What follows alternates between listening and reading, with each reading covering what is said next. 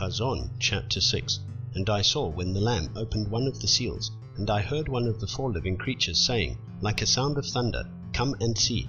And I looked and saw a white horse, and he who sat on it holding a bow. And a crown was given to him, and he went out overcoming and to overcome. And when he opened the second seal, I heard the second living creature saying, Come and see. And another horse, fiery red, went out, and it was given to the one who sat on it to take peace from the earth, and that they should slay one another. And a great sword was given to him.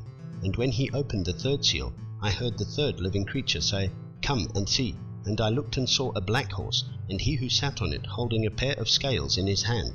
And I heard a voice in the midst of the four living creatures saying, A measure of wheat for a denarius, and 3 measures of barley for a denarius, and do not harm the oil and the wine.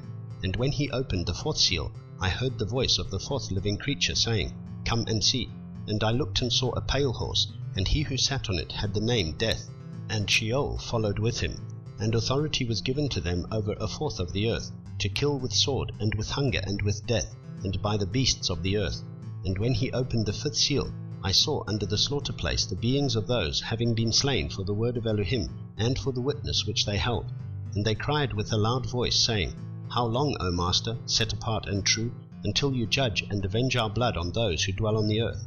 And there was given to each one a white robe, and they were told that they should rest a little while longer, until both the number of their fellow servants and their brothers, who would be killed as they were, was completed. And I looked when he opened the 6th seal, and saw a great earthquake came to be, and the sun became black as sackcloth of hair, and the moon became as blood, and the stars of the heaven fell to the earth, as a fig tree drops its unripe figs, being shaken by a strong wind.